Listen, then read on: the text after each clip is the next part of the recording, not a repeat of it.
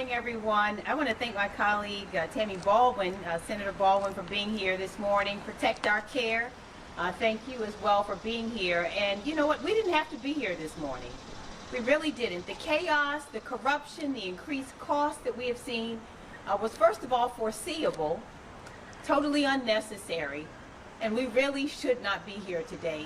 The most profound obligation of government is to ensure the health, well-being, and education of the American people.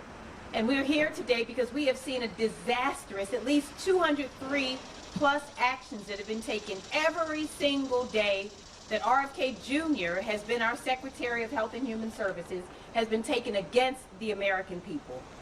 What we know is that for decades, America's commitment to science and research has helped make us the global standard. The United States of America is and should continue to be the leader, the global leader in health and research.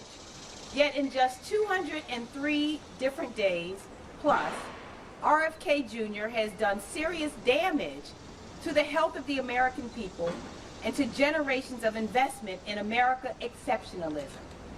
Science, research, medicine is what makes the United States exceptional. It is a part of our exceptionalism. Today, Senator Wyden and I have released a report documenting the 203 days of cost, chaos, and corruption. The cost of health care, the chaos at HHS, and the corruption which is now eroding faith and trust in science, all at the hands of RFK Jr. RFK claims that he wants to make America healthy again, but from day one he has systematically dismantled HHS through his anti-science Quack agenda, which is decimating and threatening the critical staff and programs that millions of Americans depend on. He has undermined public trust in the systems, institutions, research, and public health officials that protect our safety and well-being every day. He is a clear and present danger to the American people. It was clear to me from the very beginning that he was unfit to serve and unqualified to hold his position, and I said so. It was obvious that he was far too easily persuaded by pseudoscience, anti-vaccine disinformation, and dangerous conspiracy theories, and that's why I voted against his confirmation. It was only made clearer when he started slashing the HHS workforce and eliminating critical research funding. NIH leads the global charge in scientific discovery, working to solve our most challenging health challenges, like finding a cure for cancer. RFK Jr. decided it was a good idea to fire 1,300 employees and cancel $2 billion in federal research grants.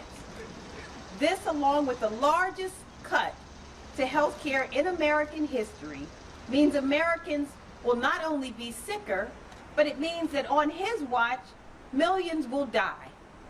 That's why 4 months ago, I stood with scientists, many of them my colleagues in Maryland, near NIH, and became the first senator to call for RFK Jr.'s firing or resignation.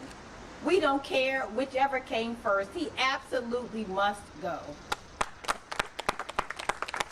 And every day that he has been in this role, as demonstrated by the damning report that we released today, we know that we risk more American lives. It was our investment in vaccine research that eradicated devastating diseases like measles.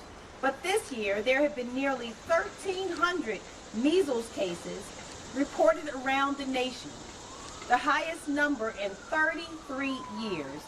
Many of them are children. Some children have died. A qualified HHS secretary would urge people to continue getting vaccinated, but not this guy. We know a capable secretary would have some sense of compassion for the suffering of children. The secretary we have has unfortunately instead continued to spread misinformation about vaccines and moved to fire the entire Vaccine Advisory Council. And I must mention, he lied to our faces when he was questioned very directly in the Health, Education, Labor, and Pension Committee about whether he would do this, he said he would not. He also said that he would not and had not fired working scientists. Lie, lie, lie. It's all been a pack of lies. He continues to lie. He continues to spread misinformation, and he has no intention in stopping. So under his charge, even reproductive health services are being endangered. RFK Jr. is a clear danger to seniors, to children, to our most vulnerable, and even to the unborn. The American people do not deserve to have their health endangered by an HHS secretary who thinks he knows better than the experts. This guy has no background whatsoever in science. He has no background whatsoever in medicine. So can you imagine the unmitigated gall of him to have fired the CDC director, who was a doctor, who the administration said was qualified to do this job? And not only was she fired for failing to follow his pseudoscience, but what we know is that because of his lack of leadership, he caused other experts to resign from the CDC.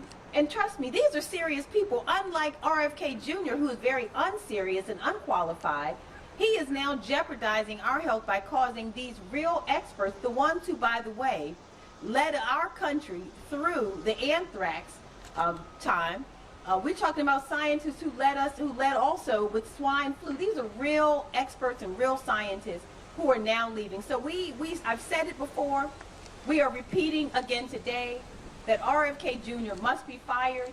He must resign. I'm asking everyone to join us in our efforts to urge that this would happen, to join the resolution that I am filing today, along with Senator Wyden and many others, Senator Baldwin and others, that we are urging that he be fired or he resign for the good of our nation.